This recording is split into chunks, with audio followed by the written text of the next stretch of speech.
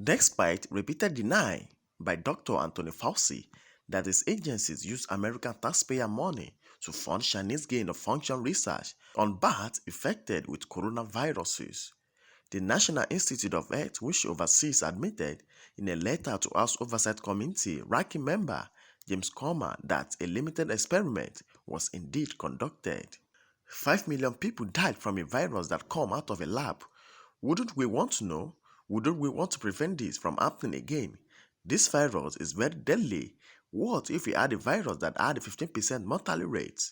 Paul, a doctor of ophthalmology, said, Last week, we discovered with very clear terms that Dr. Fauci misled Americans during questioning from Rand Paul in 2 different Health Committee hearings.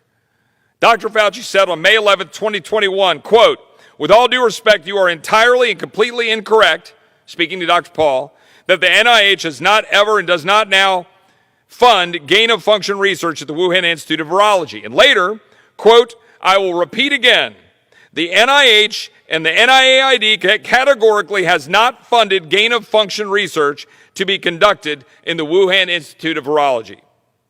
In the July 11, 2021 hearing, Fauci said, "Senator Paul, I have never lied before the Congress, and I do not retract that statement. This paper that you are referring to was judged by qualified staff up and down the chain as not being gain of function." But what do we now know? We know that NIH did in fact fund gain of function research at the Wuhan lab. EcoHealth Alliance manipulated a coronavirus to generate up to 10,000 times the viral load, violating provisions of its National Institutes of Health contract that forbade unregulated research that could make a disease significantly more dangerous or transmissible. That quote was in the right-wing conspiracy media paper Roll Call.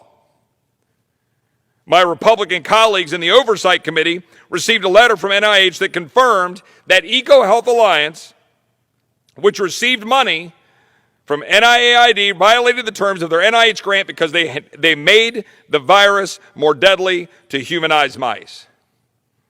In a September letter to me, Dr. Fauci said that because the research at Wuhan was not anticipated to be gain of function, it was approved.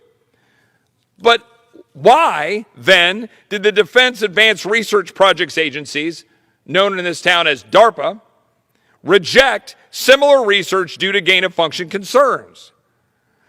The NIH had a definition of gain of function on its webpage, which was available as recently as October 19th, just a couple of days ago. It has now been changed entirely. Why would it be changed? Why would the NIH change their gain of function web pages this week? Could it be that Dr. Fauci was caught last week in his exchange by Dr. Rand Paul, my friend, and the senator? Now they don't even say gain of function research on the website. They took it off. It now says EPPP research.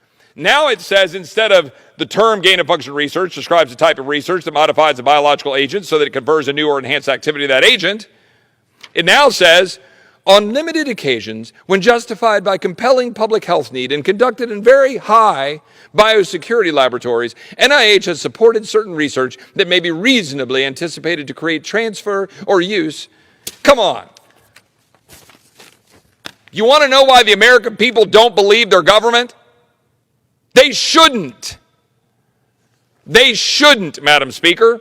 They shouldn't believe the lies that are coming out of our national health leaders that are endangering the American people, as Dr. Fauci's lies have been doing for the better part of 18 months. Why trust an NIH that is, by definition, not being truthful? Even if Dr. Fauci wants to hide behind the technicalities of the definitions of gain of function, why couldn't he, with an ounce of humility, and even an ounce of humility, go before the Senate committee and say, you know what, Senator Paul? I am troubled by how much funding has been going into these research efforts at the Wuhan Institute. You know what, Dr. Paul? I've got concerns because I didn't know for sure what EcoHealth Alliance was doing. But here's the problem with that. An NIH spokesperson told Vanity Fair that Dr. Fauci was, quote, entirely truthful in his statements to Congress. Oh, thank you, NIH spokesperson. And that he did not have the progress report that detailed the controversial research at the time he testified in July. Okay, pause. At this point, I would at least expect the good Dr. Fauci to have the humility to say, hey, this is troubling. I don't know that our research led to COVID-19, but I know that we've been funding now, we've been funding research that is in the zip code of gain of function. DARPA wouldn't even do it.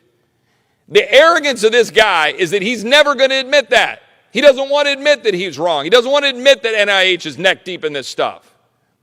Because it's just straight up arrogance. And that's why the American people have had it. And they don't believe him.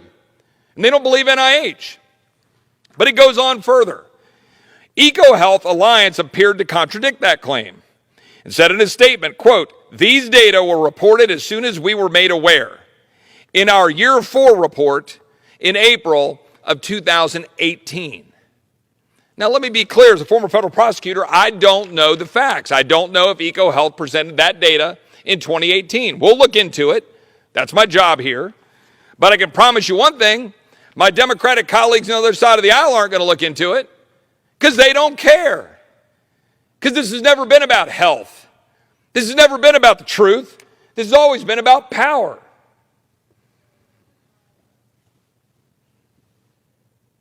Well, rather than just focusing on the NIH, why don't we take a minute to focus on the CDC? Another one of these august national health organizations to which we're supposed to bow down and say, please tell me what I must do for my own health and the well-being of my family. After facing backlash for saying the federal government was looking into a vaccine mandate, the CDC director, Walensky, took to Twitter to say there would be no federal vaccine mandate on July 30th, 2021.